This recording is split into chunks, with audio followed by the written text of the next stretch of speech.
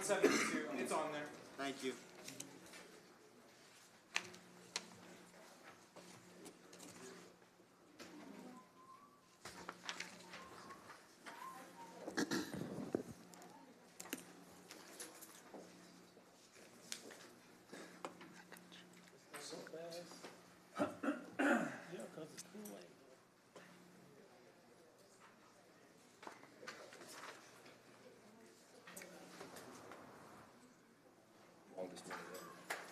Always is.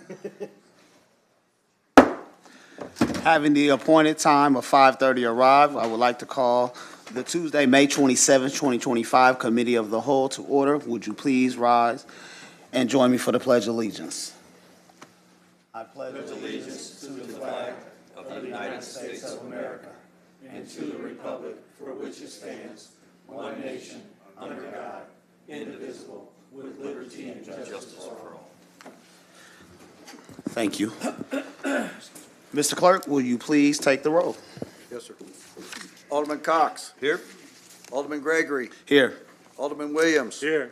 Alderman Rockford. Here. Alderwoman Purchase. Here. Alderwoman Nutriano. Here. Alderman Carlson. Here. Alderwoman Conley. Present. Alderman Donlin. Here. Alderman Hanauer. Here. Mr. Chairman, you have a quorum. Thank you, sir. I would accept a motion for the approval of the May 13th, 2025 committee meeting minutes. So move, Mr. Chair. It's been moved and seconded. Any discussion?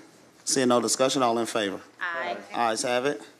Madam Treasurer, no need for a treasurer's report today. All right, give you a night off. No presentations.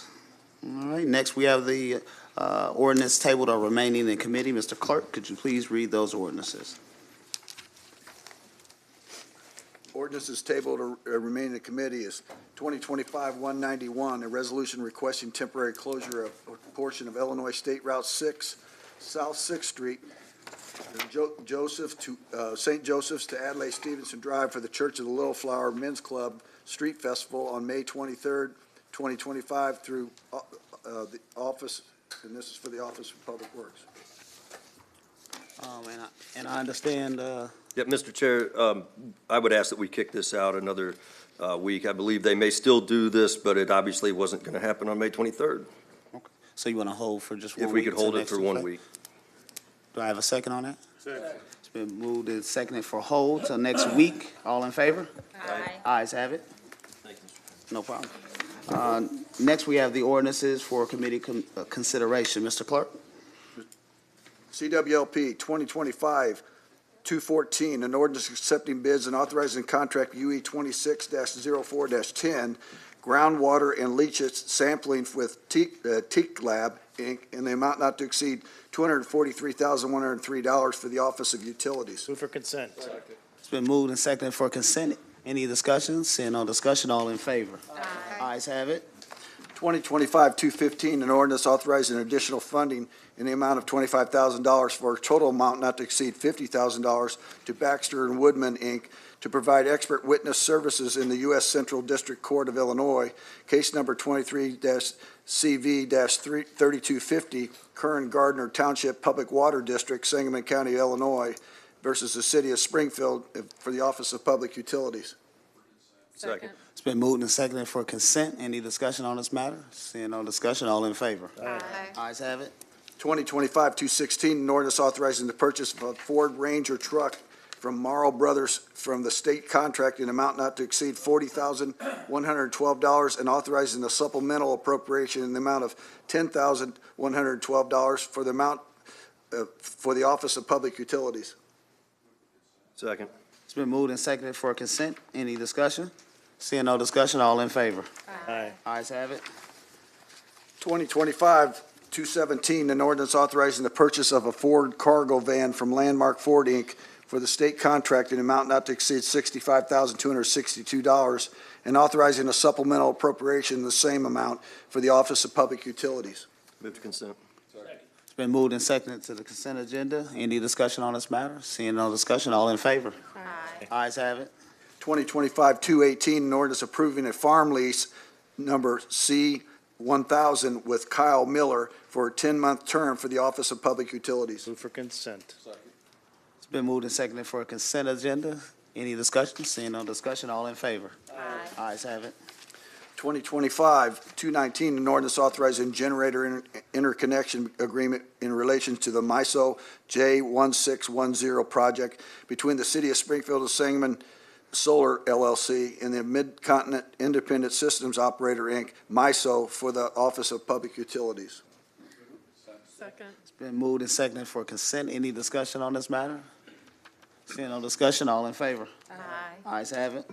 Public Works, 2025-220, an ordinance authorizing the purchase of 5 Vision traffic cameras for the traffic control products for the amount not to exceed $92,500 for the Office of Public Works. Second. It's been moved and seconded for the consent agenda. Any discussion? Seeing no discussion, all in favor? Aye. Ayes have it. Oh, I apologize. That's okay. Alderwoman Notrano. Thank you, Chair. I did not see in the packet, if we had a location for these cameras. Does anybody have that information?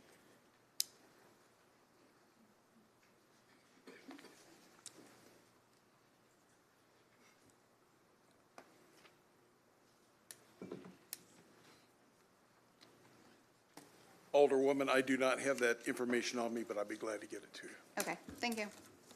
And for everyone's edification, these are cameras that only initiate the traffic control sequence. They do not record images or video.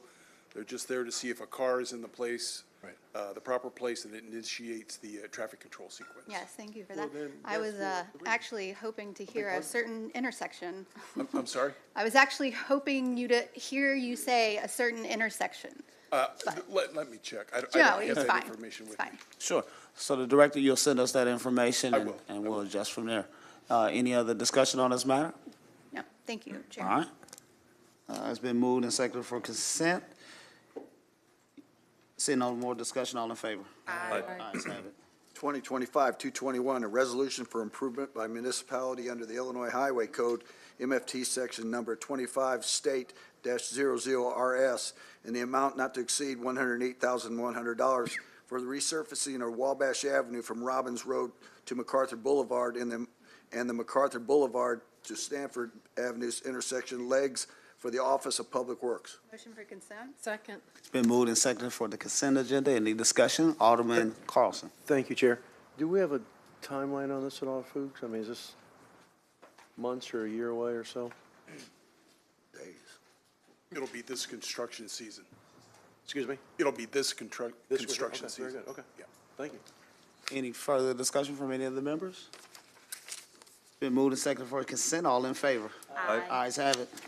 2025-222, an ordinance authorizing the execution of an agreement between the City of Springfield and the State of Illinois Department of Transportation for resurfacing of Wabash Avenue from Robbins Road to MacArthur Boulevard and the MacArthur Boulevard and Stanford Avenue intersection legs, MFT Section 25-State-00RS, in an amount not to exceed $108,100 for the Office of Public Works. Motion for consent? Second. Been moved and seconded for the consent agenda. Any discussion on this matter?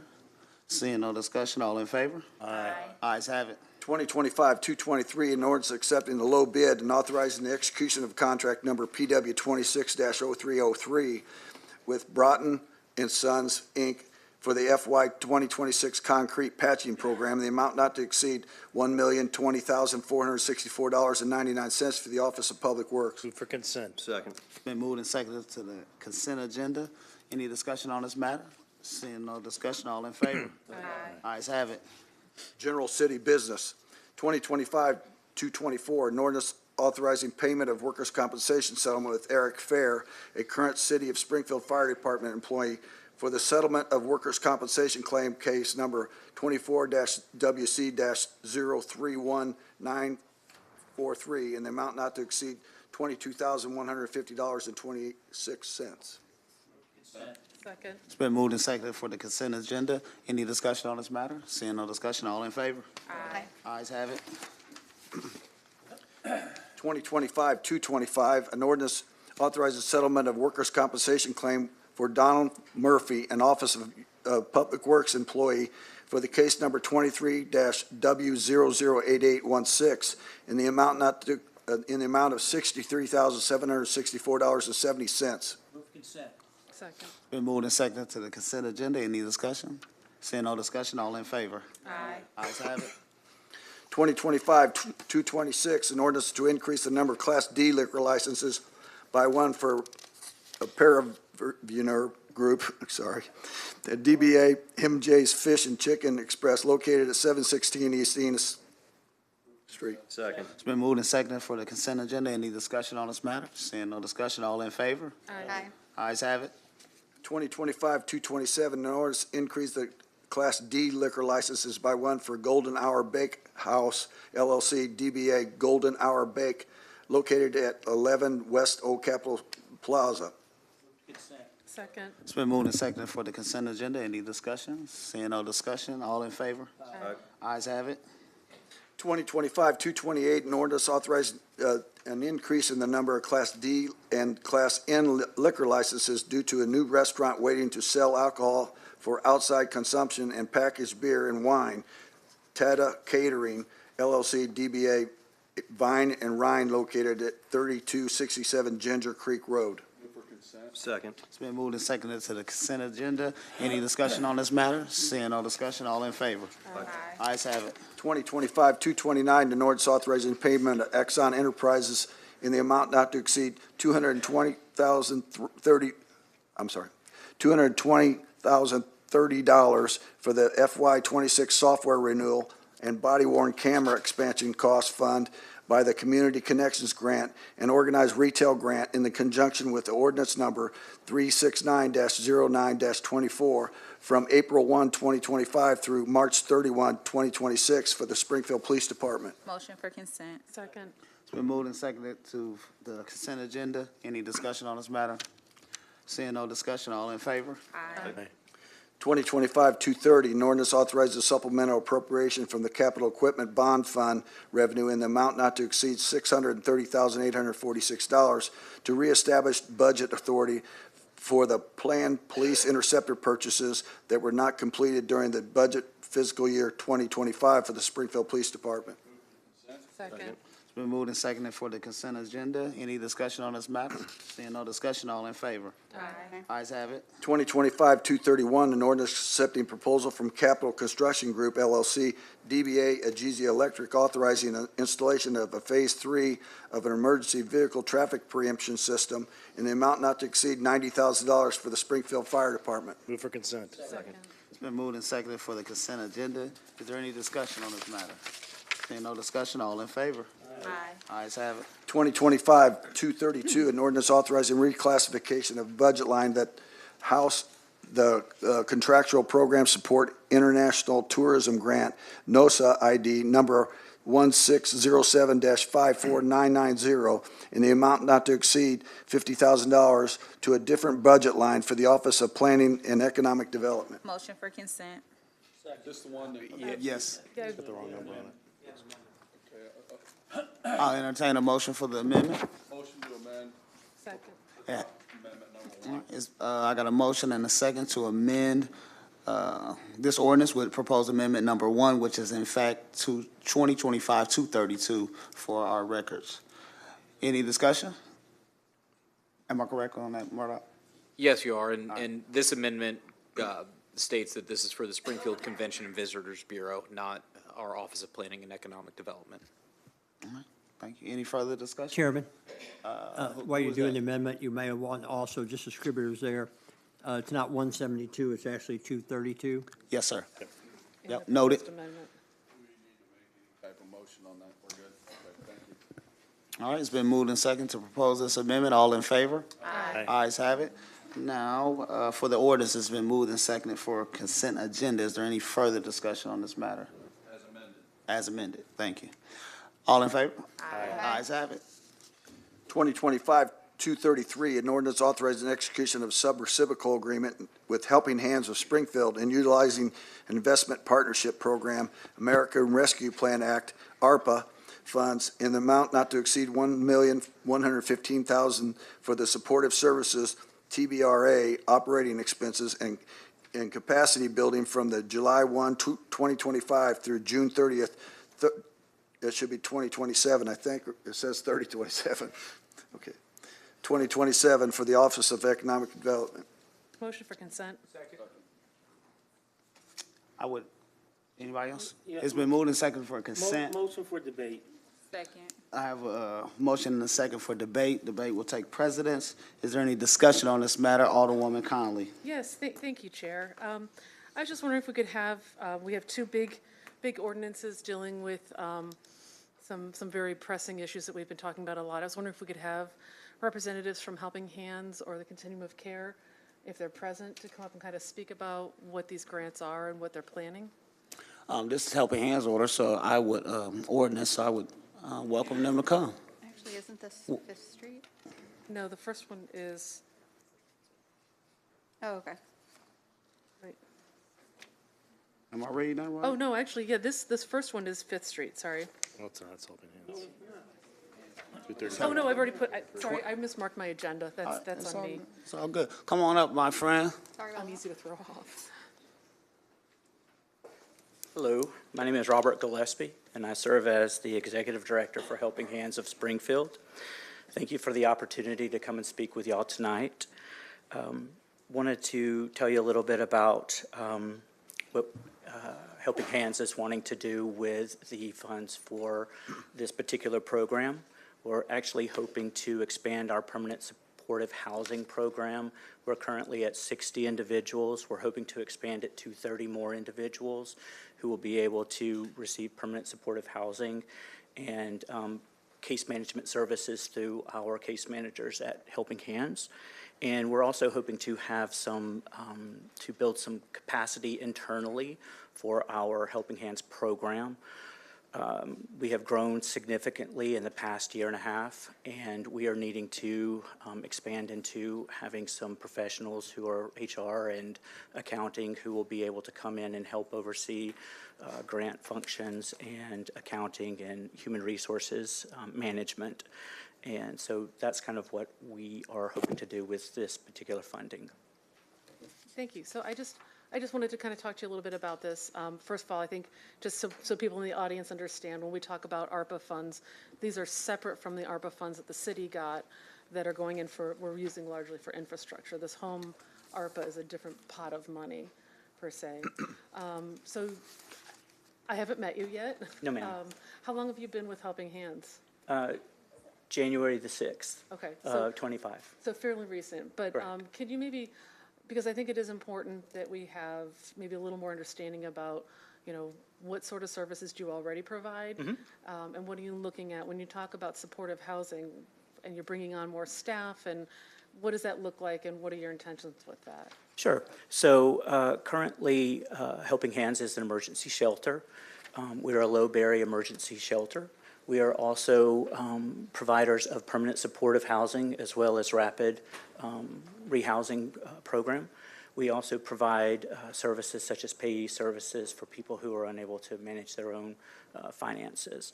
So when you say you would like to know more about the services that we So provide? when you're talking about expanding this for 30 additional supportive housing opportunities, what are you looking for with that expansion? What does that include? When you're talking about supportive housing, what does that include from a Helping Okay, Hands perspective? so supportive housing comes with where Helping Hands actually leases the unit, and we are able to help people get into units if they have issues with criminal past or evictions or things of that nature. So we're able to actually master lease that unit, and then we work with our case managers work with individuals to provide services, get people involved with drug and alcohol treatment, mental health treatment, making sure that they stay involved with health care and they don't fall through the cracks. And that's what the majority of our services really focuses on from a housing perspective. So are you thinking this would be something where you would be working even with people who are staying at the emergency shelter to try to move them into? Correct. That'll be your primary clientele for that? So I see it as a continuum where people start oftentimes in the shelter, and we work with them with our case manager, our shelter case manager, and the shelter case manager will work to get them into the system through a coordinated entry. And at that point, we will go into the whole system of how we rank people and get them into housing from that point. So it's, like I said, a continuum that I see, starting with the shelter. But that coordinated entry system is the same system that's with the Correct. entire, we need to not use the same words over and over, but the entire continuum of care. Correct. Using the same sort of referral and scoring, so there's consistency with our agencies. Correct, correct. It'll be completely consistent. We probably will separate out because it's a different funding mechanism or funding way that we're funded for this. So we will probably have them broken out internally so that we can keep up with the funding and make sure that we're not, commingling funds. But in terms of the actual flow and how our staff will actually handle it, there will be not very much difference at all. And what's your capacity at the shelter right now? Capacity in the shelter is about 150, and we're running, I wrote the notes down, we're running at about 125 this past quarter, people who have been in the shelter. So fairly busy. Correct, yes, ma'am. Thank you very much. Thank you, Chair. Thank you. I have Alderman Carlson. Thank you, Chair. Robert, obviously, I know firsthand you do great work, and I appreciate the tour you gave me a couple of months ago. Sure, thank you. And it's very busy out there. The one question I had that day, and I think maybe first of all, I urge others to give you a call and take a tour. Very eye-opening, and I appreciate that. Was everybody going to be, you're out on Dirksen now, where your client's going to find or be able to get out there? And it seemed you answered it well that day. I'll give you another opportunity to explain to everybody. Sure. Hey, people are finding you and getting out there. Correct. So currently we have two buses that actually run to our facility on Dirksen. We also have vans that we use. The vans are a little questionable, but they are at least working at this moment, and we will use that for transporting individuals to different kinds of appointments, healthcare appointments, mental health appointments, even to go and get clean their clothes. So we use a combination of public transit as well as our own vehicles to accomplish that. We don't see any issues, at least I haven't since I've been here, of people trying to get to Dirksen. But I do understand that I guess for Springfield, that's a further long distance sort of out. No, good. Sounds like it's working out. So, Yeah. Robert, thank you. Chair, thank you. Thank you. Alderwoman Purchase. Thank you, Chair. I'm sorry, what's your name again? It's Robert Gillespie. Hi, Robert. Hello. Welcome. You said you've been there since January 6th? Yes, ma'am. You said, and some of these funds will also go to expanding your capacity with hiring more people? Correct. So I'm a little concerned about that because I know your staff turns over a lot. That's actually, we don't turn over a lot. We do have some turnover, and I will tell you that with any new leadership, there is going to be a realignment of how people the standards that we hold people to. And so it does happen that people leave. Yeah, some of the people who have left have been instrumental in our community with boots on the ground and built relationships. So I'm looking forward to seeing, I want to finish real quick before you respond back. I'm looking forward to seeing that, and also the positions that I do know of that people have either walked away or have been fired. Are you using these funds to replace them, or you're expanding from those positions as well? So actually, we have an actual HR director and not someone, and not a position that is sort of a hodgepodge of various different functions. So the reason that we need an HR director is because as you get closer to 50 employees, there are a lot of laws and employment issues that you have to address. Okay. and So, I'm sorry. My final question is, I did hear you just bring up, I think you said you used the vans for taking your clients to wash their clothes. Yes, ma'am. Do you utilize all-in-one? I'm sorry, I didn't hear you. All-in-one, where do you take them to wash Correct. their? Okay, so you Yes, do, ma'am. I wanted to make sure we all knew that too, as well as I know Mr. Frazier comes up to talk about how he's helping, and just wanted to ensure that I was correct on that. Sure. I don't have any further questions. Thank you. Thank you, Chair. Thank you, Alderman Williams, and then I have Alderwoman Notrano. Yeah, thank you, Chair. So, as you know, the shelter's in Ward 3. Yes, sir. And, well, instead of doing this on the floor, I just say that I'm putting it on debate so I can use this week to have probably a few conversations with you on some things affecting the businesses and some of the companies along Dirksen Parkway to see if we can do things a little different or a little better. You know, to do some sharing and trying to work out some issues, because I know it's only been out there a year, but there are some challenges going on and some things that are happening. I heard you say you had an HR director. How long have you had an HR director? Since, I believe, March 31st, so not very long. Okay, so, and then you just started in January, so Yes, sir. you guys are just now starting to put together your plan, you and your HR director, and the higher staff tends to be, let's say, less than 6 months? So, I'm sorry, the higher staff The needs, higher staff, the executive, the people running the place. right, making less the than 6 decisions, months. would be Right. considered new?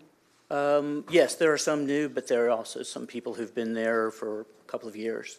Okay, so we'll just have this conversation.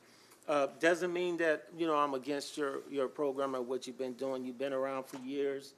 And it is definitely services that are needed. I just think we need to bring up some other things to see if we can utilize the money differently or spend it differently or try some different approaches. Certainly, Okay. certainly. And I can assure you, I am not new to nonprofit management. I have been in nonprofit management in Atlanta for almost 10 years, running a very large medical nonprofit. So my intention is to ensure that Helping Hands is ethical and is doing what needs to be done for our clients and the people who reside here in Springfield. Well, like I said, this is the first go-around, and now we're at the annual, or this time when you're asking for money this time. Each time, I'm a big believer that we don't have to always just do things the same way, because that's just the way they're being done. So we'll have the conversations before next Tuesday when we do our final, and hopefully things are fine. We get some things worked out. Great. I appreciate you from coming. Thank you. Alderwoman, no trying to, don't venture off too far, but. so sorry. That's okay. Thank you, Chair. Yes, ma'am. Yeah, thank you for coming in and speaking on this ordinance. I was really happy to see something like this come forward. You're new, so you may not be really aware of, about a year ago, we had some very serious issues regarding how we serve our unhoused community in the city of Springfield. And what became evident to me, at least, I won't speak for everybody else up here, was that we needed more staff who directly engage with individuals experiencing homelessness. So how many of those staff are going to be included? So are you Like talking? case managers? Case managers? Yeah, so how many case managers are you asking for? So there will be 2 extra well, I shouldn't say extra, there'll be, this funding allows for 2 more case managers in permanent supportive housing. We currently have 3 in permanent supportive housing with 1 opening, and then we have 2 in rapid rehousing. So also one of the things that I'm doing is making sure that with our grant funding, that we're not just spending, but we actually understand how many people we can serve per, with our funding, and that we keep our roles to that amount and not to push it over that, because that's when you get into fiscal irresponsibility. Sure. And are there any other frontline staff other than the case managers? I'm a little confused, like, the 2 ordinances are running together. So did you have an outreach worker as well? No, we are not asking for an outreach worker That must have been at this this point, yeah. Okay. So the frontline staff would be the 2 case managers, and then the HR person. No, HR doesn't have Front anything line. to do with the front line. Sure, Their yep. their capacity and making sure that we're running on an ethical and legal Absolutely. standard. Yep, Right. gotcha. Right, because Cool. before we didn't have that, so. Yep. Now, what I will say is that we do have our shelter specialists who also work in the shelter. They would be considered frontline. We have shelter case manager as well as medical respite care coordinator. They're also frontline individuals. So it's not just the case managers, but it's also shelter staff and case managers in the shelter. Okay. And another big chunk of this money is going to fund the actual housing, correct? Correct. Okay. Correct. And so that's a big need as well, obviously. Do you happen to know what data or, like, how did you decide what to put in the grant? Or how did whoever wrote it, like, what did you use, I guess, data-wise? So data-wise, I will say that this was written prior to me actually coming on board. So what I can say that when I actually got the proposal, what I did was I looked at, obviously, how much money we are using for housing and utilities, deposits, and dividing that out so that we get an actual number of individuals that we can serve. I do know that in speaking with Josh and the Continuum that we've used the strategic plan that the Continuum has put into place, and that is something that we're working closely with Josh as well as Penny, so that we're not tripping over each other and that we're really not duplicating things. That's really good to hear. That puts me at ease. I believe that is it for my questions. Thank you, Chair. Thank you, Alderwoman Ochano. Is there anyone else before I finish this thing out? So I will say, how you doing? My name's Alderman Gregory, Robert, correct? Gillespie. Sir. All right, Mr. Gillespie. So you spoke on this HR thing. I share my colleagues' need for additional conversation, but I will say that, Helping Hands, since I've been here since 2019, have had 3 to 4 directors like you. And I will say that I'm all for housing individuals, but it has to be the right situations. It can't be part of the things in your proposal that says integrated support services. Clients will receive wraparound services. Is that happening? So in terms of our case management, making sure that people are wrapped into their mental health, their substance abuse treatment, going to their AA&A meetings, that they're keeping their medical appointments, yes, that is happening. In terms of actually doing independent therapy themselves, no, but it is making sure that they actually get into those services. So when we put an individual in let's say on South Lincoln in Ward 8, and you put them in those homes and you rent them out from that landlord, what type of follow-up is on those individuals who are taking advantage? The case manager will meet with that individual weekly and will work with that individual to come up with a case plan with measurable things that this person wants to actually achieve. And will meet with that person weekly and work through that plan with the individual. It's not something that the case manager comes up with themselves, but comes up with in combination of the client as well as if mental health or healthcare are involved as well. I'll say this, and I don't want to belabor the point, but some of that may be happening in some situations, but we have too much of that not happening. We see way too many individuals that are housed and sort of left to whatever. The situation that I spoke on South Lincoln, which is not in my ward, but I hear about it frequently because people we have housed there and rented out there for whatever reason, it's some issues. So before you speak, I see somebody like you. I know you want to talk. I get it.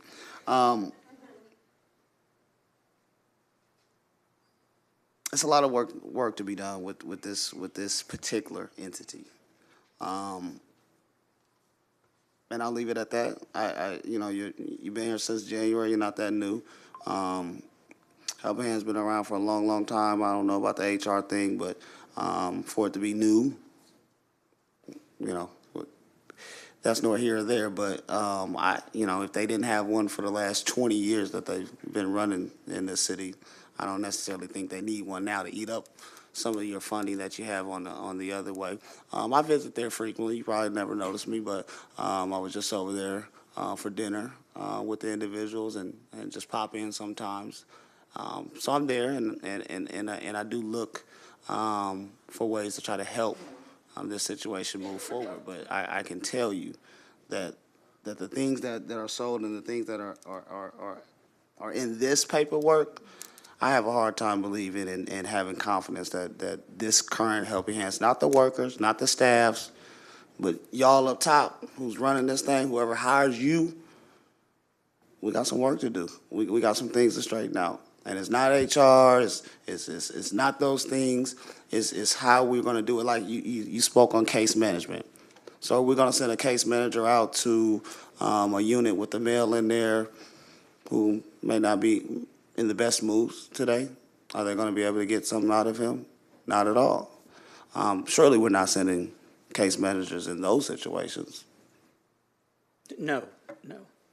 So you would be in agreement that at times, those people who may be having moments are not getting that case management. Correct. And All I'm right. just trying to follow your line of thinking. So I understand that I've only been here for a couple of months and that I'm new but not that new. So I can tell you that my commitment is to making sure that we are providing the best care for the individuals that we serve and that we are operating on an ethical and an appropriate manner and that we treat people with trauma-informed practices. And it is going to take time, and it's going to take support from the community. And it's not something that's just going to change overnight. But I can tell you that it is my determination to make sure that that changes and that we move in a positive direction. Okay. Last question. Are you guys funded by the county? County any? Is the county giving you any ARPA funds? No, sir. Thank you. Uh-huh. Any other questions? Alderman Williams. No, well, that was from last time, but I'll just say thank you again for coming, and I'm hoping, I'm inviting him to the meeting. So we'll work through some of these issues and try to assist you anyway. I was so glad to hear you say that you're concerned about the community support, because as you know, and before your time, that got out there without community support, and that's why this is the time to address some of, we done done it a year, let's take a look at it, and now we're gonna talk about some things and try to move forward. So we'll see how we do before next Tuesday. Thank you. Thank you. Thank you. It's been motion and seconded for debate. Is there any further discussion on this matter? All in favor? Aye. 2025-234, an ordinance authorizing the execution of a sub-reciprocal agreement with the Fifth Street Renaissance Utilizing Home Investment Partnership Program, American Rescue Plan Act, ARPA funds for the amount not to exceed $1,115,397 for the supportive services, TBARA, operating expenses, and the capacity building for the period of 2 fiscal years for the Office of Planning and Economic Development. Motion for consent. Second. It's been moved and seconded for the consent agenda. Is there any discussion on this matter? Alderwoman, Alderman Williams, I'm sorry, I thought you I was. hit it again, All right, so that's why I beat her. I knew she Alderman was- Williams. I knew she was coming. You got So me, you got me twice. I want to, but that one was for the last time. So this is the difference here. So these facilities in my ward as well, again, as you know, we always complain we get them all, but Fifth Street Renaissance, the Cook Street facility, for example, rarely get calls about it. I won't say it's perfect there, but it goes extremely well for what they do. We had I guess the last incident was the young man running around in his birthday suit. You know, that things happen in those kind of populations, and as we try to work with people. The new program out in my home suites, third floor, I'm really satisfied with it extremely well. I wish the whole city would duplicate it. That's all I'll say. I know they kind of like to keep it a secret, but it's a good program, and it really has a hands-on feel for me, and I have not had any complaints, none. And they've been in existence long enough to know. So I want to thank your agency, and that's the difference to me wanting to put it on consent, not put it on debate. Because I am satisfied with just those facilities that's in my ward, and I realize you got other facilities. And that's all I want to say, Chairman. Thank you. Alderwoman Conley. Thank you, Chair. And I'd like to, Penny, if you'd like to, do you want to come up? Boy, if a face could say no without saying no. But the support is smiling. Thank you, Penny. I just, and we've kind of talked briefly, but again, we get so many comments and we hear so much about concerns about what's going on with the unhoused population in our city. What are we doing? How are we reaching out? And I know Fifth Street has been around for a very long time. I also know that you do not talk about what you do very often. And so I'd like to kind of give you a chance to talk about what you've been doing, how you're building on that, and what this grant program is going to allow Fifth Street to do to kind of build on the successes that you've had. Because we do see success, and we want to applaud that because, again, you and Helping Hands, our continuum of care partners, are working with our most vulnerable citizens, our most vulnerable neighbors, and we want to see them supported and healthy. And so I'm going to let you explain a little bit about what you're doing exactly with that and where we're going, what your plans are. Sure, and I'm not as eloquent as Robert. I had to write it down. As you know, my name is Penny Powell. I'm the Executive Director of Fifth Street Renaissance. We have been doing this work, housing, outreach, and support for nearly 40 years. Of course, you know that we're asking you to support our application for just over $1.1 million. It's an investment. It's an investment in our community. It is an investment that this council charged us with to resolve the issues of homelessness in Springfield. And the continuum of care, Fifth Street Renaissance, and other agencies have done a lot of work towards that goal, and we're actually starting to see the results. It has not been easy work. It is not easy. It is not work that a lot of people want to do. It takes a team of people that are able to deal with the issues our case managers face every day. This funding would allow Fifth Street Renaissance to add 30 permanent supportive housing units, along with 2 full-time case managers, a full-time street outreach worker to address strictly the issues of homelessness, and a small amount of money towards our community housing administrator. Sounds like a lot of money, but it's also going to change a lot of lives. This isn't shelter. It's not a quick fix. This is long-term housing paired with real support designed for people who have been overlooked and left behind. Folks living with serious mental illness, serious substance abuse issues, chronic health conditions, disabilities, and long histories of trauma. Many are currently sleeping outside in cars or places where nobody should be sleeping. Once someone is housed, our team gets to work and makes sure that they receive the services that will help keep them there, that will allow them stability to address their many issues. No one who is experiencing homelessness comes with one issue. There's multiple and many.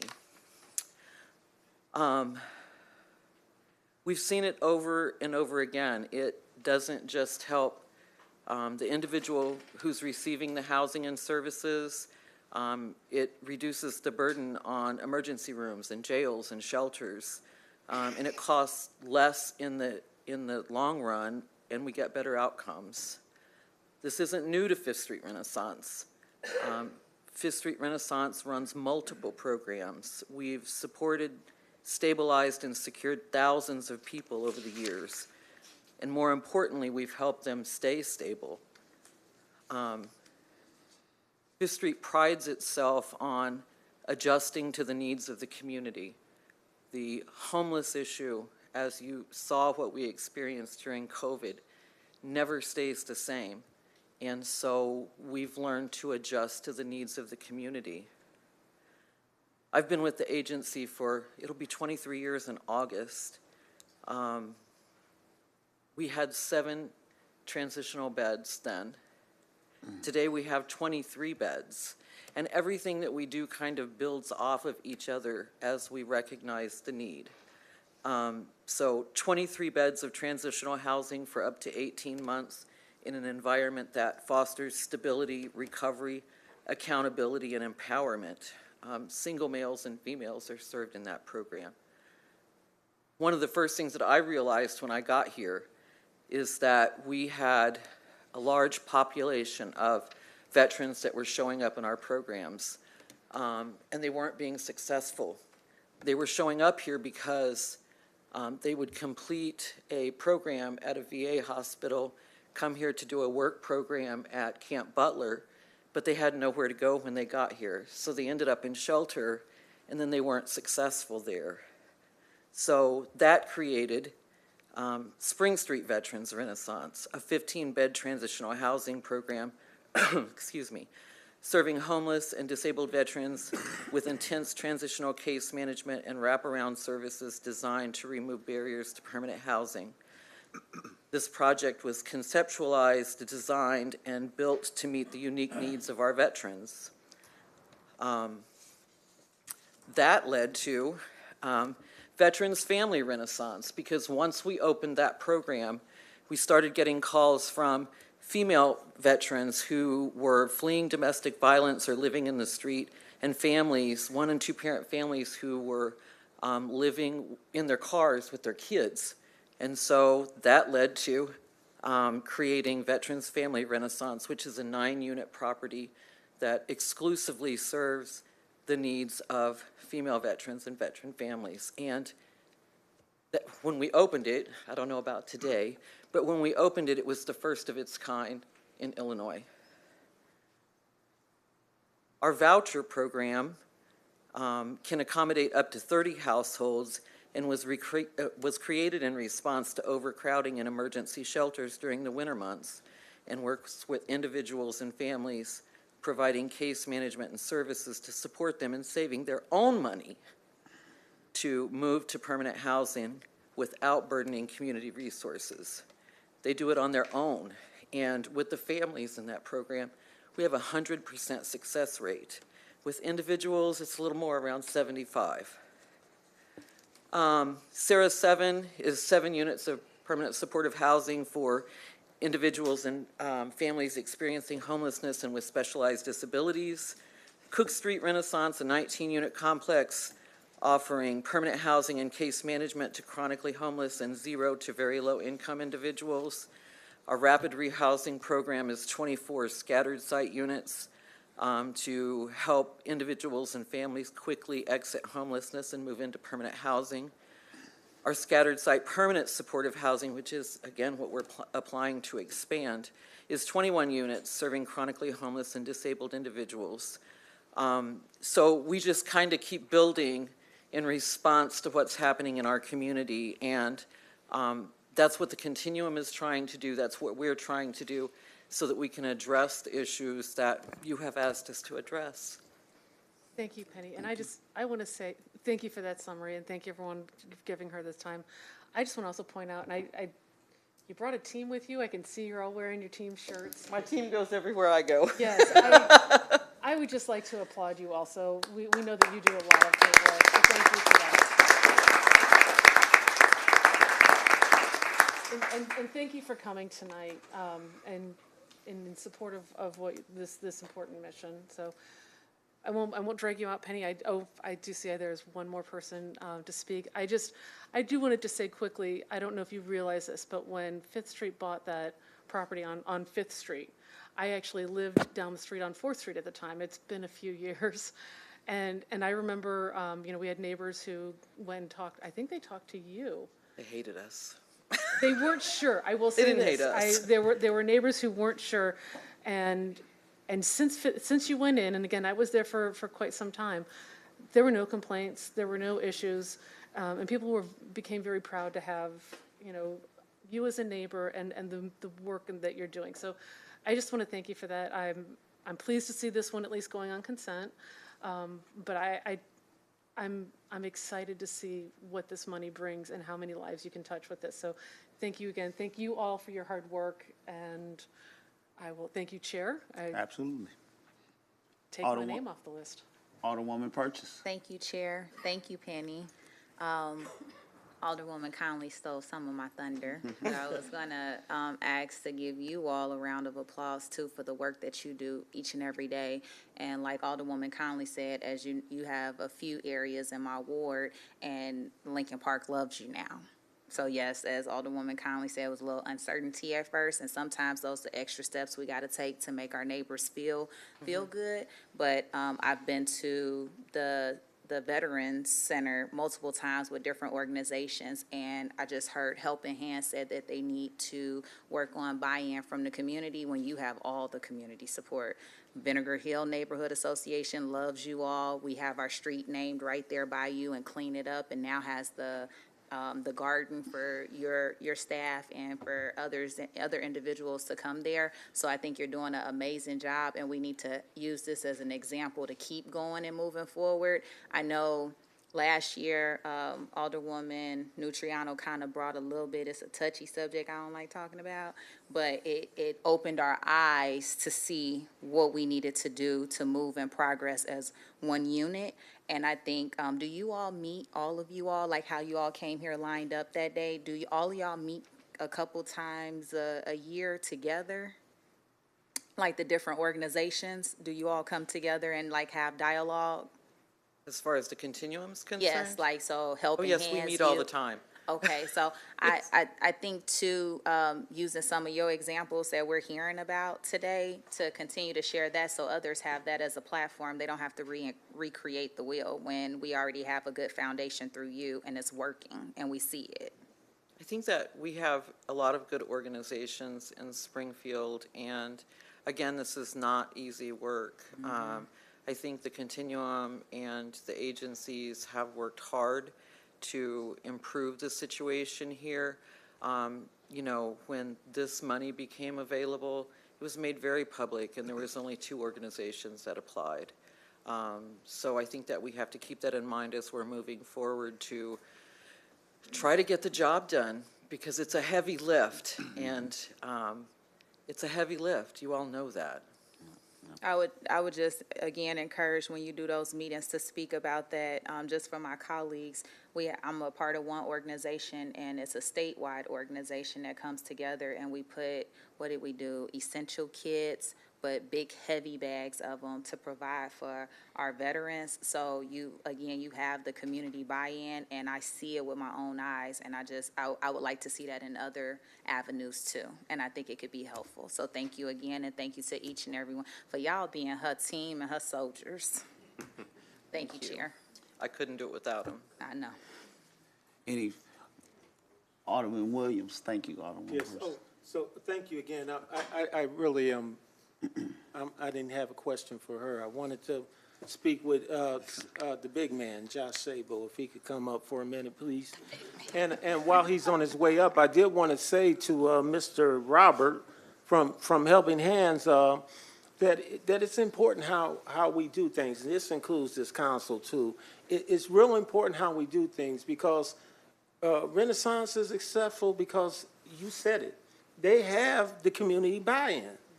I mean, they truly do. Helping Hands does not, but it's not all Helping Hands' fault. Some of it is on our side and the county for making a move without getting the community support the way we should. And then they would be sitting here on consent.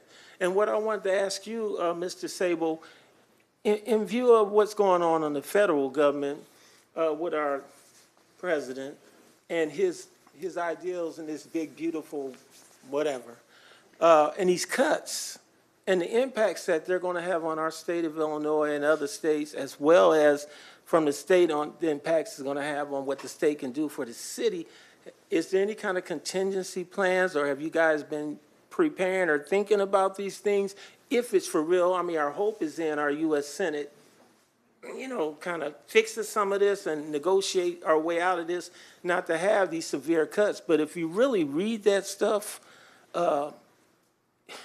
it's a lot of programming, and it's going to impact a lot of people's lives that your big umbrella takes care of and works with. Yeah, unquestionably. I mean, our country's support network is not big enough as it is. So as cuts come to Medicaid or the Continuum of Care program or other programs, the reality is there's already a deficit in terms of the need and the resources available. So there's no way to contingency plan if policies take more away from folks who are already kind of barely making it, right?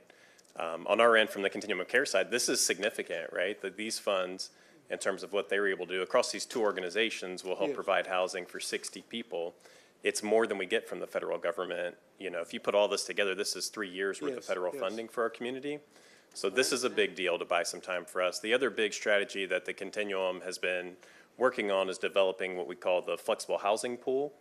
I think you all have seen the graphs of our supportive housing need. There's, a $3 million plus gap currently in terms of the folks that are experiencing homelessness in the community and what's needed to create exactly these types of programs that these two organizations are working to grow. So we're reaching out to hospitals, to local philanthropists, with the goal of raising $1 million for this flexible housing pool that then, the goal of that fund is to maximize efficiency, right? So, I think Robert mentioned, they get some state funding for case managers, and they get a little bit from federal. And so you have to kind of put all that together, but what you might end up with is case managers who don't have a full caseload because there's not enough rental subsidy, right? So the goal of that flexible housing pool is to find out where there's efficiencies, where for the lowest investment as a community, we can provide housing for the most people. Well, But then that I was also just looking serves at as the impacts. I mean, it just impacts so much that we don't really see until them cuts actually happen. And if you're kind of boring like me and just read through all that stuff and actually see how it can impact. And I'm glad to hear you are thinking about it, because these days we just never know. It may very well materialize and pass, and it very well may get adjusted and not be as bad as it looks right now. So thank you for answering my question. Absolutely. Thank you. All right, thanks. That's it. Thank you, Alderman Williams. I'll follow up. Josh, you good? Go ahead, have a seat. You all good, you all good. I would just follow up and just say, I tip my hat to the Fifth Street Renaissance and everybody who's working in this industry. It is a tough thing to do, but I will say that the relationships that you guys make is what makes the difference.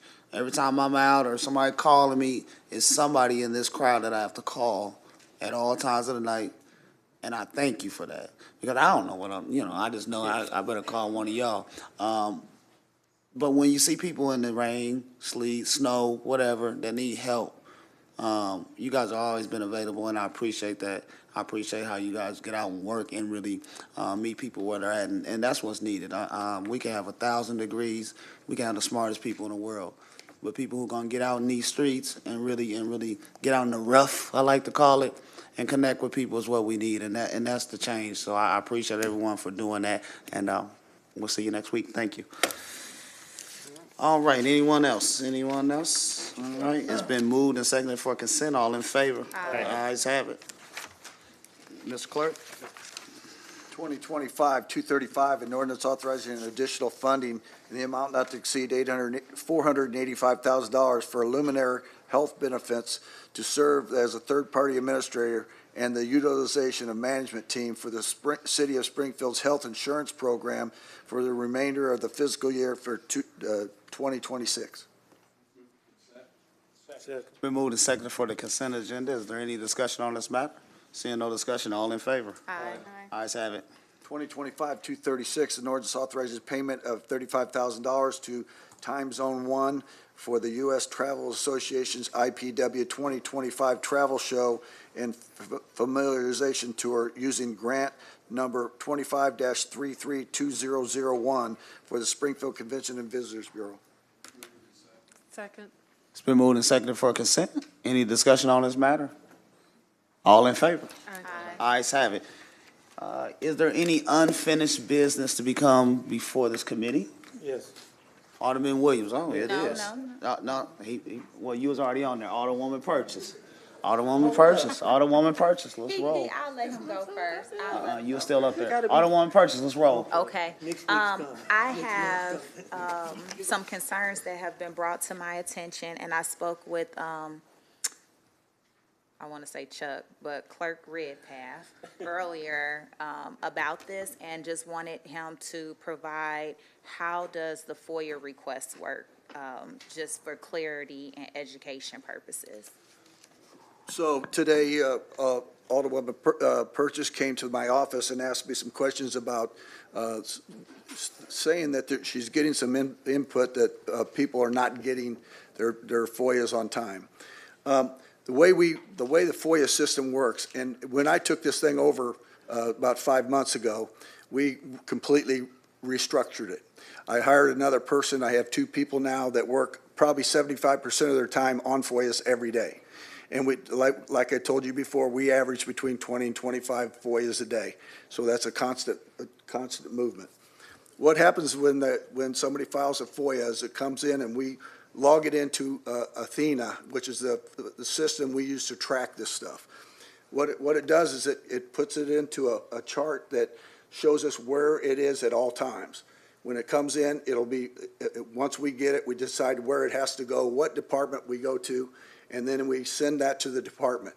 The department makes the determination on how they're going to handle it. Either they're going to be able to answer it, they're going to be able to limit it, or they're going to be able to deny it. Once that situation is done, they send that back to us, and we send it out to whoever the responder is. We have always been on time. I have the records to show we've always been on time. But what happens is there's security systems from our ISD and then the email systems that go out to. What happens sometimes is we run into, not just sometimes, a lot of times, we run into people calling saying, I'm not getting my FOIA, and we track it down. And what happens is it goes, most of the time it goes into spam. And so we tell them, and we tell them on the front end, sometimes you're going to run into a situation where you have to look in your spam to find it. So that's the situation we run into on the stall.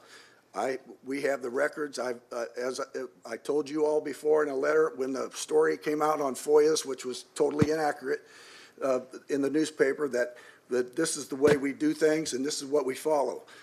We don't follow the federal FOIA standards. We follow the state of Illinois standards, which means that, and we're in complete compliance. We're in constant contact with the Attorney General's office and make sure that we're doing it right. Corporation Counsel and I were not involved in that story whatsoever, and weren't able to correct the inaccuracies that was in that story. So the bottom line is that I've invited anybody that wants to come in and look at it. I can show you from start to finish how a FOIA goes and where it's going to. There's also some inaccuracies in the fact that I'm denying FOIAs for personal reasons. That's not true. I don't deny any FOIAs. When I send out FOIAs to the departments, Corporation Counsel, CWLP, Public Works, every department has a FOIA person. They take that FOIA and they make the decisions on how that's going to go. And then it comes back to us. When we send the letters out to the public, my name's on the top of the list. It's on the top of the letterhead. But that doesn't mean I denied the FOIA, because I don't. So I have the authority to do that in cases that it's in my office for issues that are going on in my office. But I don't deny FOIAs for Corporation Counsel, for the Mayor's Office, for Public Works, or Utility, or anybody else. So that's the system. As I said in my letters to you guys earlier this year, please come by. I want to show you the progress that we've made. One of the problems I ran into when we first went in there is that FOIAs were not coming directly to us when they were coming to the city. Some of them were going out to different departments, and I reached out to those department heads and said, we have to stop that practice because we're not being able to put them into the Athena system. We can't track them if we don't know they're out there. And when people come to our office and say, I filled this out over here, and I filled this out over here, and I'm not hearing, my staff immediately goes to work, tracks it down, finds out where it's at, and we get that to the people. But the time limit's being met on every level, and again, I'm willing to show it to any one of you that want to come by. Thank you. Alderwoman Purchase? Yes, I think that was important because I don't think a lot of people know those steps. So thank you for sharing that, and just if anybody has any questions, they can contact Clerk Redpath's office or even stop in there like I did today and just call them by the window. Thank you. Real quick, Alderwoman Natrano, Alderwoman Williams has a follow-up question to that. Are you on for it? That's fine. Alderwoman Williams, I go know ahead. you next, but, Yeah. The polite one. Clerk Redpath. I'll go by anything. I was going to say Chuck, but, corporate counsel's connection to this FOIA piece then, where's he come in and where is he not in? Or are you totally separate from what corporate counsel does with FOIAs? I'm the facilitator of the FOIAs that come in. I bring them in, we log them into our Athena system, and then I send them to the departments. The Corporation Counsel doesn't always get FOIAs. They get a lot of them because it has to deal with legal questions. Okay. Police Department gets quite a few because they're asking for police records and that type of stuff. But I'm the facilitator that sends them to the departments. They make the determination on where the FOIA is gonna go. And then they send that back to us, and then we put it in our system. We send it out to whatever email address that we have, and it goes to that person, and then it's closed in the Athena system. Okay, and so you're requiring police and fire as well? Everybody. Everybody? Every Okay. department has a FOIA person that handles FOIAs except one department, I think OPED, and we're working on getting an appointment for them to have a point person, but everybody is there. Every staff member I have is trained in FOIA. We've all been through the certification program, and we know what we're doing, and I got two good people. I can't tell you how happy I am with the staff I have. They are excellent people. They work their tails off, and like today, I had a call from another reporter who said, I filed this, and can you tell me where it's at? I went out, pulled it up, and it showed that it went back to him 2 days later, and he didn't get it. And the same situation. We immediately got on it and got the information to that person and had it. We're not holding anything back. Okay. We have no reason to not get FOIAs out on time. We don't have any reason. And so when things come in, people have any questions, they're welcome to call us. I'm there every day. I get there every day between 7 and 7:15, and I leave usually around 4:30 or 5. I appreciate your information. I think it's going to help some clarity on Yeah, some things. I know there's some confusion, but that's what happens. That's the process. Thank you for the question, Alvin. Alderwoman Natrano? Thank you, Chair. I wouldn't really call it confusion. So the reports that I've been hearing are that they get the automatically generated response, and then they do not ever get their FOIA. And you could say my phone is lighting up right now because people are checking their spam folders and letting me know that nothing's there. So in the event that, I understand not every FOIA can be answered as submitted. In the event someone submits a FOIA to you that is too broad or whatever, what's the feedback there?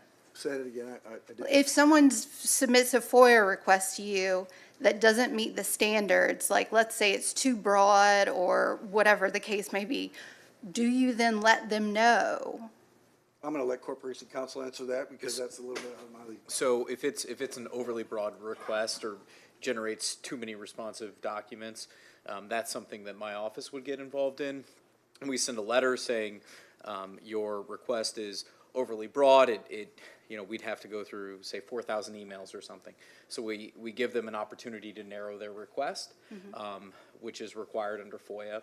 If they narrow it, then we respond, or it might continue to be broad, and we let them know again. If they don't respond to us, then it's denied for being overly broad. Okay. Thank you. That is helpful. And this is a copy of the Athena tracking situation. I know you can't see it from here, but I'll be glad to show it to you, any of you afterwards. It starts where it starts, it shows where we send it, and then it shows where it stops. And that's how we know. And if something gets caught in a clog somewhere where we don't know where it's about, we'll manually take care of that. there's times when my FOIA people have actually used their personal email to send stuff out and try to make sure that people are getting the information. Okay. So what am I to say to the folks who are telling me that they've checked their spam and they haven't got the broad letter from Corporation Counsel and they haven't received a response from their FOIA request? What do you have to say? Call me.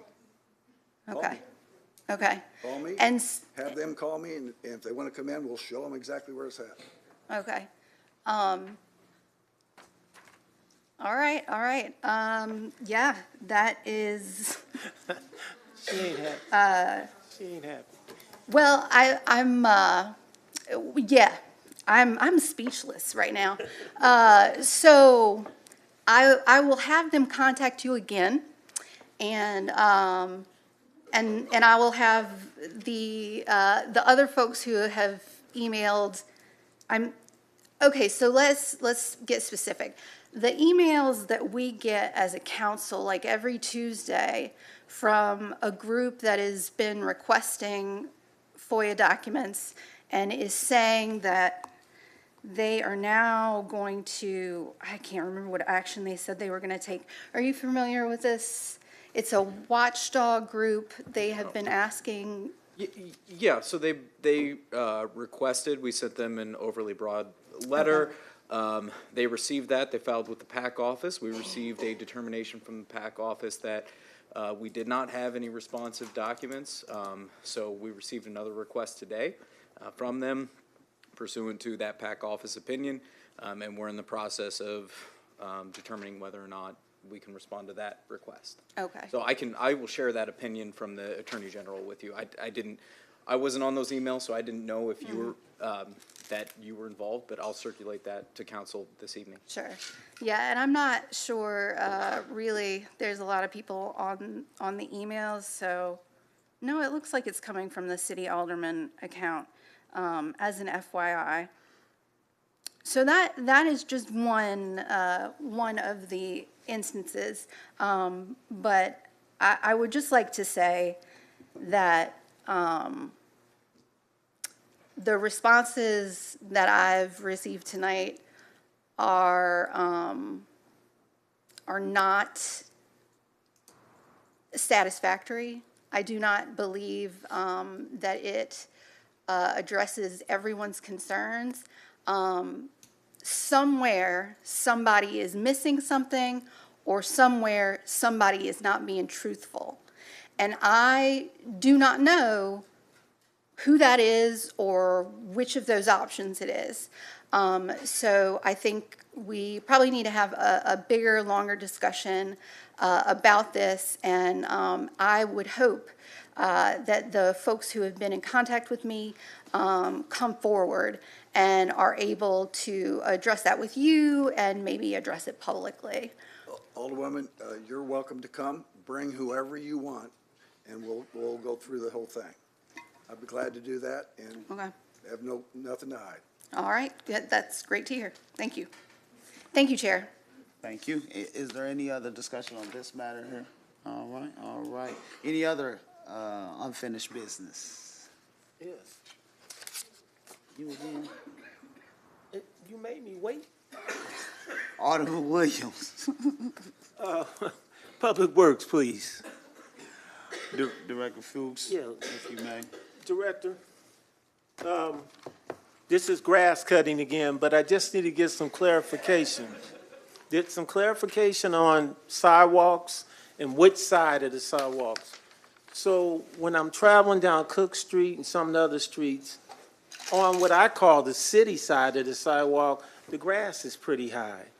And I want to know, do the grass contractors, are they contracted to cut that, or is that just our regular public workers So you're that talking cut that? between the curb and the sidewalk? Right, And so where the poles usually are and that kind Right, of so stuff, yeah. so the lot behind that, on the other side of the sidewalk, is being cut, but the right-of-way is not? I'm saying the right-of-way whether it's a private home or just an empty lot or whatever, the right-of-ways are not being cut. And I'm asking, is the contract grass cutters, are they contracted to cut them too? Or can they be contracted to cut them?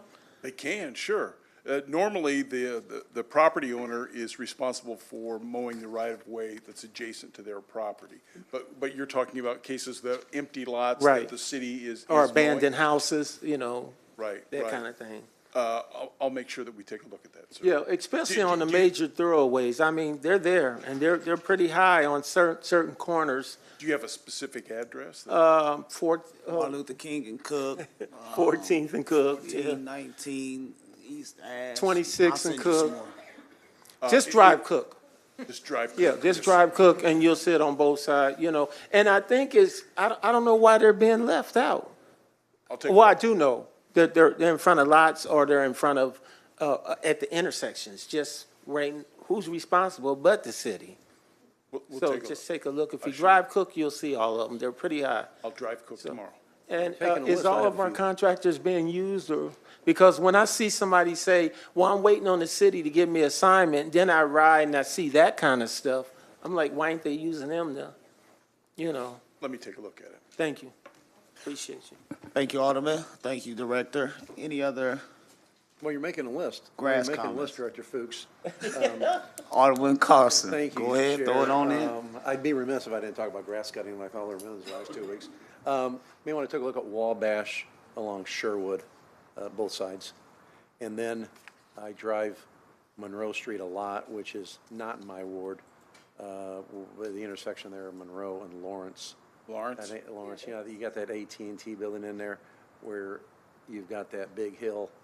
That is, that's out of If it's a that's steep out of hill, control. it probably takes a specific piece of equipment, but So I'll be glad I to just- take a look at it. We'll get that on the record, so thank you. Monroe at Lawrence, near the AT&T facility. Absolutely. Any other grass? Oh, yeah. Alderwoman, no Toronto. Thank you, Chair. So, grass-related, actually, the thing that popped to my mind is, I know, so last week, you had said that branch pickup would be in June, but it's I'm sorry, it's July. It is I in beg your July, and that's fine. I don't expect you to remember all. But I will say that I still do have a lot of branches, like large branches, not limbs, or what's bigger, a limb, actually, probably. Like huge limbs that were blown down by the storm in Ward 6. So I don't know if anybody else is having these issues, but they're out and they're in the right of way. And I actually have a limb that has been blocking a sidewalk. Where is so that? That is on South Glenwood, the 1500 South block. Glenwood? Yeah. And Where on, where on South Glenwood? the 1500 block. And so I know the zone manager let me know that you guys have been short-staffed or behind or what have you.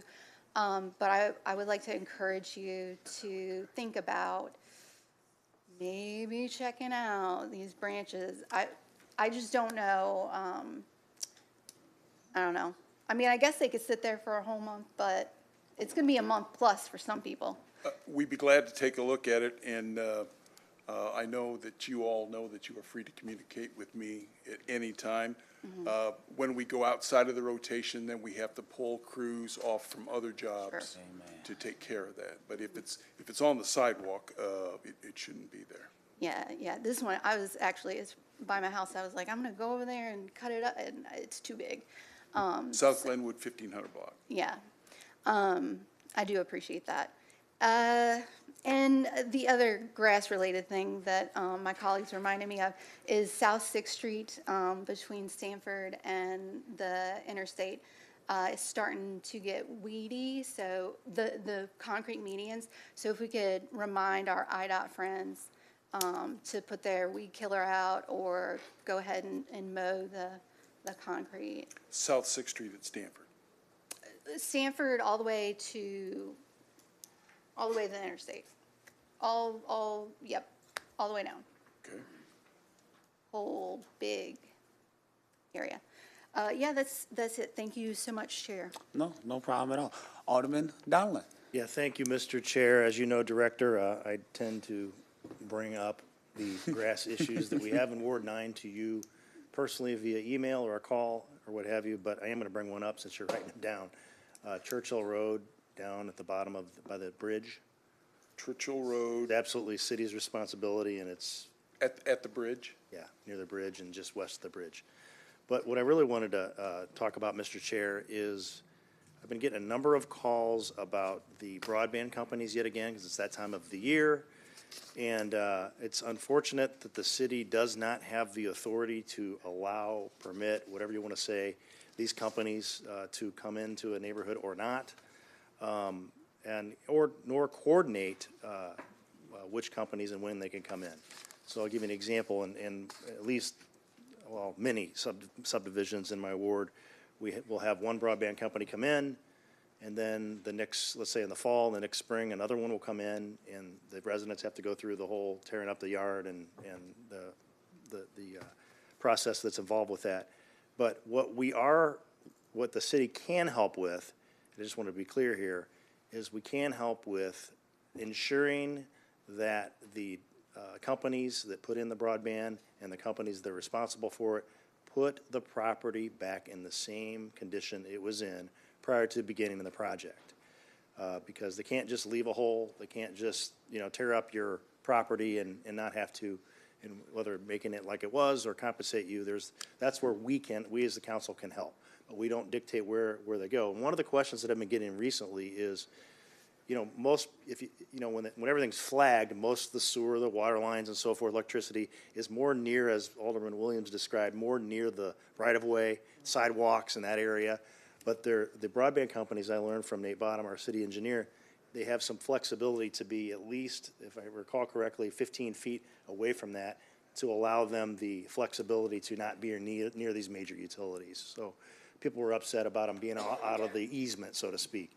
But so if anybody has questions about that, they should, be encouraged to call us. We can check it out. But we as council, and I'm just saying this for the public really, we can help with facilitating that dialogue and getting the property in the condition it was in prior to the projects. But unfortunately, we can't control when and where they go. They have to restore it. They have to restore it. Thank you. Thank you, Mr. Chair. Thank you, sir. Good question. I would be interested in knowing what we could do to strengthen that up. You back, Mr. Carlson? Alderman Carlson? Can I get back? Yes, Well, sir. Yeah, absolutely. Well, I love complimenting Director Fuchs. Seriously, but back on the I-3 broadband, what Donlin just brought up, I have had great luck. They have just finished up Westchester, and now they're going into Lincolnshire. But it's your office. If any residents have had an issue, they have contacted me, and I've contacted your office, and they have been back out, let all my colleagues know, they have been back out in the next day or two to correct the problem, because I think 90% of the time, 95% of the time, they are supposed to be in the right-of-way. But you may have a corner house I had an issue with, and they had to come through the backyard, and they sort of messed up some decorative rock. But after a couple of calls to the company from your shop, they came out, and the customer, the constituent, is very happy. So I've had a good experience working with your office on that. And then back to the pile of branches, through some investigative door knocking around branch piles that are left out, it seems to me that, and I try to let residents know, when one neighbor puts out a pile of branches, invariably the other neighbors see the branches and, hey, I don't know, it's got to be tomorrow, it's got to be soon, and they just don't know it's not until July. And that's what it seems to be, because I have little pockets where it may be a couple of blocks, all the branches are out. I think neighbors are looking, God bless them, that's fine, they just don't know. But obviously, it's incumbent upon them a little bit to, check the website or whatever. But I think that seems to be part of the problem and what I find out. So, but keep up the good work, Director. I know it's a tall task and limited staff, and thank you. Thank you, sir. All right, anyone else? And Director, I'm just playing with you. We good. Thank you, sir. My only unfinished business for today, Miss Amy from OPED, I don't need you to come up here, but there is a youth group that I want to work with you on. They were approved for some CBDG funding, and they have been trying to see where they're at with it. They were told that they would hear something by now, and so I'll talk with you more than that. But I think that's important. I just wanted to let you know that as well. I know we've been communicating, and as I was coming in, I got this call on this youth group, so I just wanted to mention that. Thank you. Alderman Carson, you done? Oh, I'm good. I'll All take it right. out. I just wanted to make sure. All right. Seeing no any other unfinished business, new business, no new business. Citizens signed up to address this committee. Well, Alice Ramey's first. Ms. Ramey, Miss Ramey, going once, twice. All right. Kayla McGuire.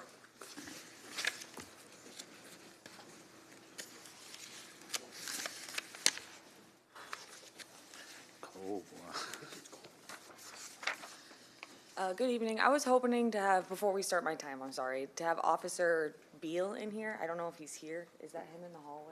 It's recorded. I would recommend that you go ahead and go, because you got to address me. You won't be able to address him. Oh, right. I'm sorry. I know. I get it. Good evening, everyone. The behavior of 3 of Springfield's officers has been appalling recently. On the 21st, a young woman by the name of Hattie Bailey was wrongfully arrested and assaulted by SPD officers. The officers were performing a traffic stop on this young woman's property because somebody was doing donuts. She came out to record, as is her right, and notified the police that it was her property, the driver had permission, and that she was pregnant. After the driver tried to explain to the officers that he had permission to drive there so his car wouldn't be towed, they put a stop stick under his car, arrested him, and began to take him to their car. As they were leaving, Miss Bailey, trying to be helpful, picked up the stop stick and attempted to return it. As she attempted to return it, one of the officers says, "Hey, don't touch that," and walked up to her saying something I was unable to make out. And after hearing Miss Bailey say, "F you," in a burst of anger, Officer, who appears to be Officer Jesse Schmillen, grabbed her to arrest her. But before that, he made sure to try to stop whoever was recording his unnecessary allegation, as I'm sure he wasn't. No body cam footage has been released, although it has been requested. In another video, you can see Miss Bailey has been pushed to the ground and states she was smashed against the car. As who appears to be Officer Matthew Torres tries to handcuff Miss Bailey while Officer Schmillen helps restrain her, Miss Bailey's brother tries to tell Officer Schmillen, "She's pregnant, let me get her," to try and help. And Officer Schmillen pushes him against a fence, gets his pepper spray out, sprays her brother in the face, and then pushes him further against the fence while he's dealing with pepper spray in his eyes. That's appalling. That's disgusting to me. You might remember that there were 3 officers that I mentioned. I've named 2, but I've been unable to figure out the 3rd officer's name. Regardless of who he is, he was a tall, bald white man and seemed to be holding off the other citizens that are telling Officer Schmillen and Officer Torres that Miss Bailey is pregnant and to be careful. To do this, he reaches for his pepper spray and seems to spray yet another citizen in the face before he starts pushing her brother with Officer Schmillen. What's going on? What is this? What does the training look like in your department? I know you mentioned wanting to focus on the mental health of police officers to make sure they serve us best. But if your officers are this mentally unhealthy that they can't de-escalate a simple F you from an unarmed pregnant woman, then maybe they shouldn't be in the field. Officer Jesse Schmillen shot 19-year-old Carrington James as he was running away on September 4th, 2024. He was proven to have used the appropriate force, and I'm not here to discuss that case, but this is how it starts. It starts with justified use of deadly force and unnecessarily violent arrests, but it ends with a news headline that nobody wants. I'm not saying anything about the officers at the moment. I'm commenting on the training done by the department. Black lives matter, black women matter. Please do better. Thank you. Thank you. Thank you. Anna Eilers.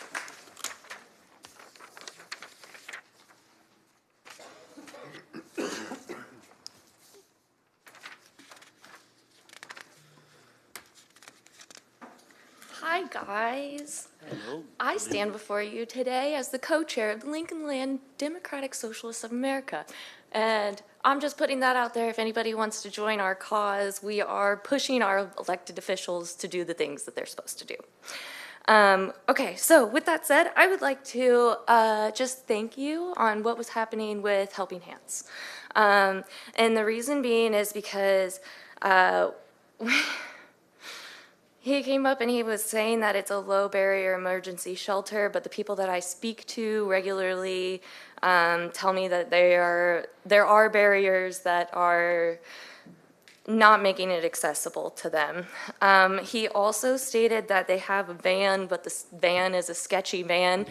I worked for All-in-One Laundry for a little while, and I can tell you right now, they have a really nice van.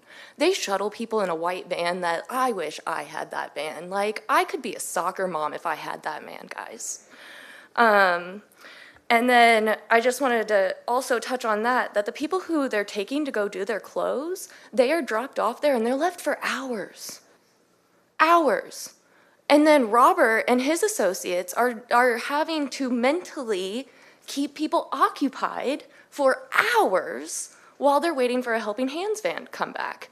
And so it's not only, that's a additional burden on Robert and on his non-for-profit, in my opinion. And then whenever we talk about like the funding aspect of it, I have this pulled up here. The nonprofit that Gillespie comes from, they have right now a total asset of $86 million. That is with a revenue of $20 million. Do you know what all of that investment goes into? Real estate.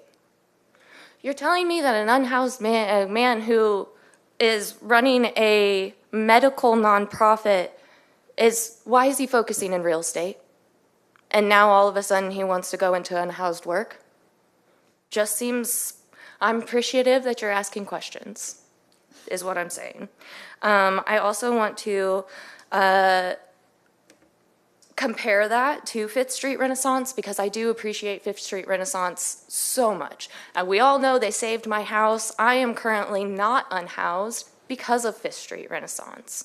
So while their income is way less than the non-for-profit that Gillespie was running, the non-for-profit that he was running, over $2 million went to a total of 8 people. 8 people that were running that nonprofit, $2 million.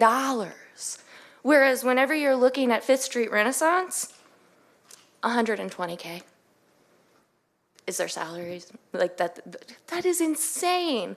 That tells me Fifth Street Renaissance is doing the work, and it tells me that a non-for-profit that their numbers look kind of sketchy. And I just did that while I was sitting here. That wasn't even like a big search. So yes, thank you for asking those questions, and thank you for steering him in the direction of, look what Fifth Street Renaissance is doing. We already have some positives. Let's build on that. Also, this meeting, I want to say, was amazing because of the fact that it was a little bit more lax than normal. And for a normal person who does not, I'm not a political scientist, guys. I have a 10th grade education. It was nice. It was more, it felt more homey. It felt like I was able to engage with you guys even though we're not engaging with you guys. So that, I appreciate that. And then I'm just going to say, low barrier housing, we need low barrier housing, but you guys are great, thanks. Thank you, Ms. Iris. Ken Pesha.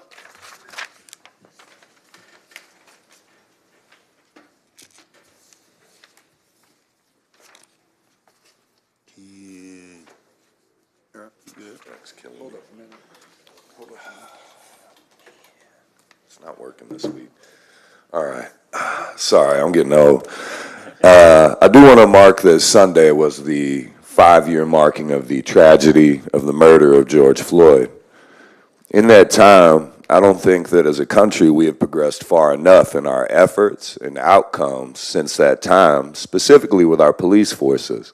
You'll note that President Trump just repealed a lot of the Department of Justice agreements with cities such as Baltimore and Washington, D.C., that no longer force compliance with the agreements that they made. And other cities will likely see the same outcomes. They may even eventually get to the joke of agreement that they made with Sangamon County recently. But I think the thing to remember when we think about stuff like that is what we just heard from Caleb. Chief Beal is new. He is obviously taking over the department, but Scarlett had already made great efforts. But we still see things like that. We hear complaints about the jump out boys on my side of town. We see issues with the way that people are treated. I won't put anybody personally on blast, but at the Pride Festival, when I got a little mouthy with some of the bigoted protesters that were there, I had an officer try and quash my free speech, tell me I needed to be quiet while he was happily letting them say what they had to say to the people in the heart of Pride. I don't really appreciate that, and I will admit that my response to that was less than civil, because nobody is going to silence me in a public square on a day like Pride, specifically someone of our police department. Now, again, that's not to critique them. There's a lot of things that I'm sure Chief Beal is going to be happy to work on. But those criticisms aren't going to be repeated here because we've heard them from me before. The thing I want to get to with what I'm saying is the idea of compliance. Compliance is asked from us by officers on stops. You want us to comply, you want us to hand over your license, registration, get out of the car, get against the car, put your hands behind your back, get on the ground. There's large things that we're asked to be compliant with, and what faces us if we don't comply? I'll ask you to think of the name I mentioned at the start of this. That's what waits for us if we don't comply the right way, if we don't follow the orders the way they'd like.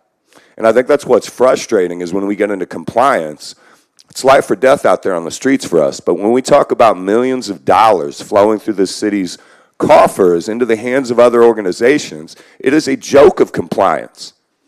How many organizations have come up here to get called to the carpet when they want more money from you, but there's no compliance asked prior? Why are we finding out things about Helping Hands not meeting up or issues with their personnel or the fourth director in less than 6 years?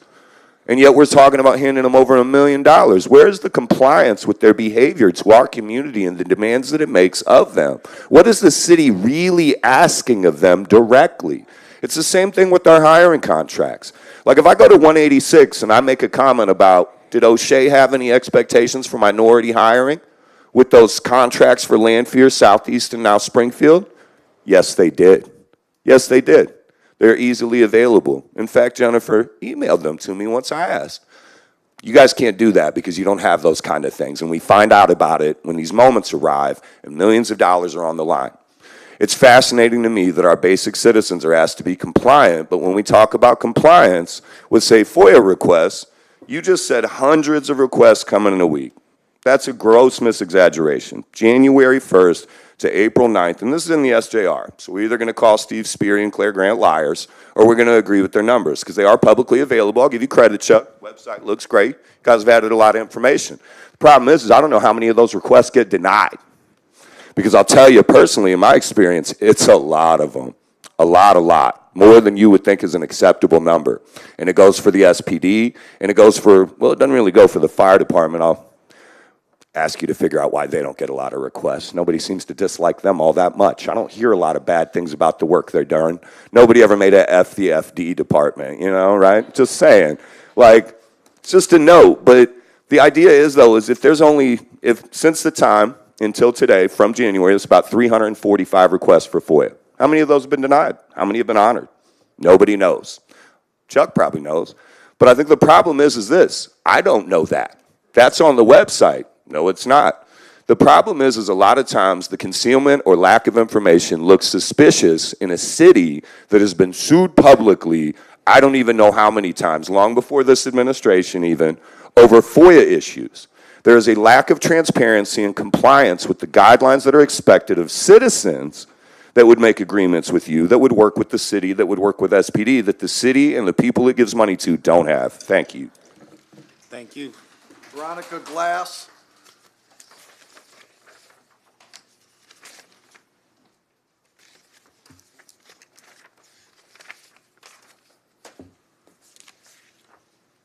I want to address my racetrack on the Daytona 500, aka North 4th Street, where citizens fly up and down all day and all night long, going high rates of speed, burning rubber on their tires. Oh yeah, and the stop sign on North 4th Street and Eastman, does it really say stop? Because many people don't stop, including SPD.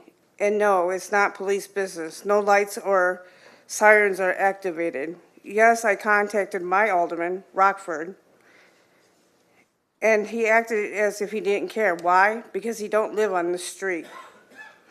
So he isn't affected by this. I'm affected because I have grandkids that are there. Also, I contacted Alderman Purchase. Can we please do something about this racetrack on North 4th Street and the intersection of Eastman before there is a serious accident? I want to know, we seen SPD not stop at this stop sign several different times. Also, it was several different officers each time.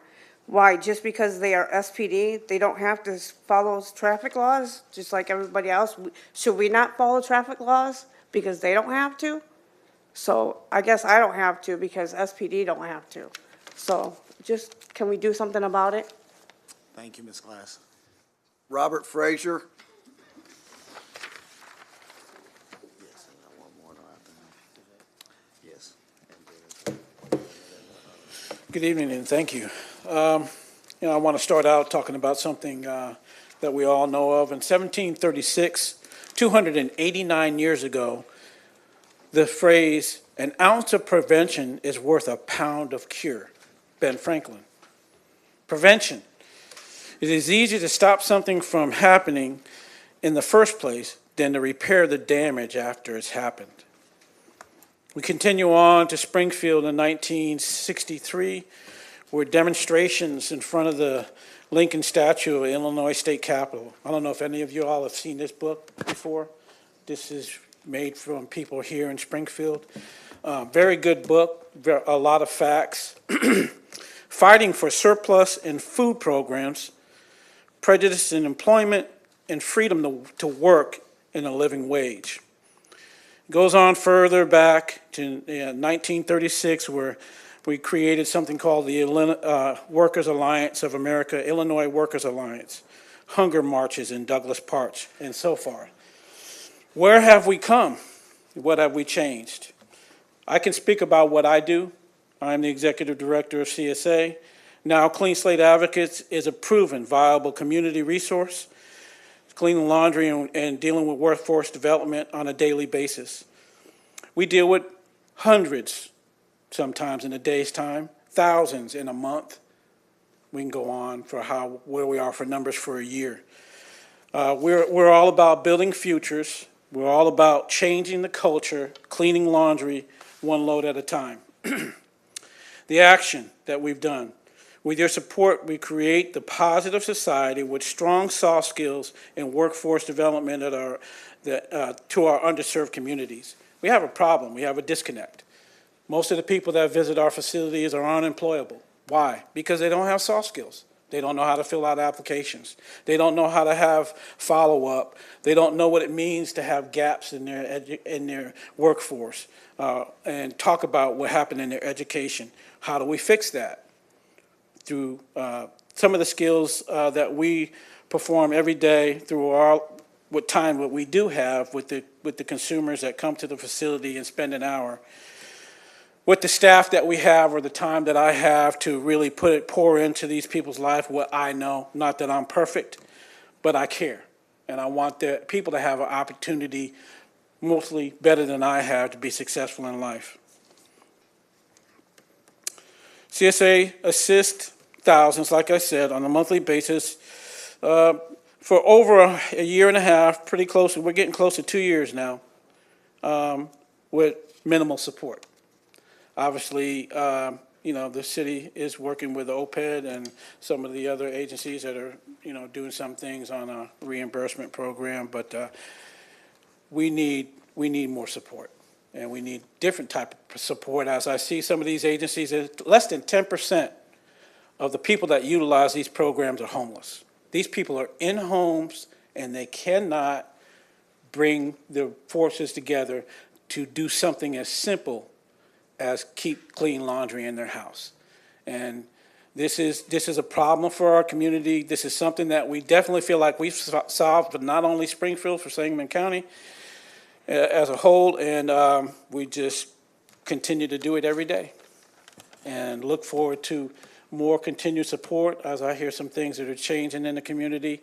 And we look forward to really bridging the gap, continuing to have more relationships with folks and doing better and doing more and changing the culture that, yes, underserved, underprivileged people have a right for an opportunity to have a good life.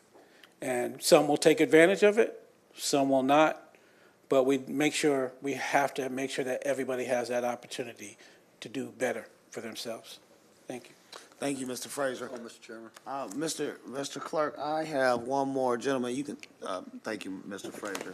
There's one more gentleman that contacted me some weeks ago. I forgot to tell you to call the clerk. I was so in a passionate conversation, but his name is Mr. Larry Greer, and I would like him to come speak to his issue. 5 minutes.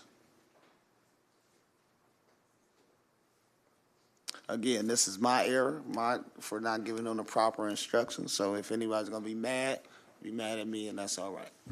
Okay, go ahead. Good evening, council, mayor, treasurer, Big T. Hold on. Joanna. Please state your name, please. I didn't. It's Larry Greer. Okay. And I'm a business owner, and also have, my mother has a business. We both own a business on South 11th Street. And the reason that I'm here tonight is because, not to complain, but I need some assistance with a matter. I've been trying to get assistance to get roof repair on my mother's business, Miss D's Kitchen, for well over a year. The last time I reached out was in August, and I did speak with the mayor. We had a previous director at OPED at the time, and someone else that was doing the TIF applications. Since then till now, I haven't heard anything. There was a new director to come in. I did speak with Alderman Gregory because I was having an issue. All I've received is pushback and reasons why I could not receive the TIF. Some of the reasons that I was told was because I was an employee or I had an investment within my mother's business. So I have zero interest in that. And then I was stopped from applying for my own business because I was an employee for the city. So as of August 2024, I haven't been an employee for the city of Springfield, but I've still had issues with getting contact or feedback from the office.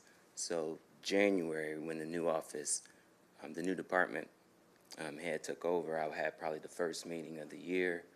I sat down with the planner, the administrator, the administrator's assistant, and the director. Till this date, I haven't heard anything. I did go out, and we took out a loan. That way we could have show the financial capacity, which is what was required for the TIF. Still nothing. I followed. I've sent emails requesting a follow-up or feedback to see where we're at in the process. I still haven't heard anything. I don't know if there's a timeline or something, but I did meet the ECDC meeting in time for that, and still nothing. So I did reach out to my alderman to see if he could assist me with that. Same thing, crickets. And so I did check my email just to make sure before I came here tonight that I didn't receive anything. And once again, the same thing. So we've been repaying a loan back for 6 months. So not only are they blowing my time, but we're also blowing some finances there that we wouldn't have that debt on our back if it was not required by the TIF. So I'm just trying to see what can we do to maybe assist me with getting a phone call or moving forward. Thank you, Mr. Greer. I'm gonna let Alderman Williams. Go ahead. Oh, caught you eating there. No.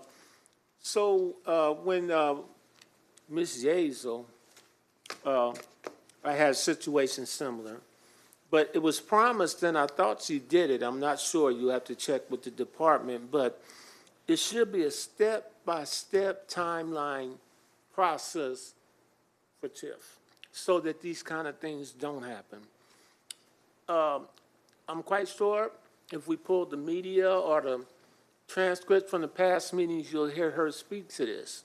That was her answer to me and what they were going to do so we wouldn't keep going through this with TIF applicants. So I'm asking, I I don't know, somebody in the city administration to assist you, and I don't see her here. The director, is she still here? So, Well, to look into that and find that step-by-step timeline process that Ms. Yazel created. It's on the OPED website.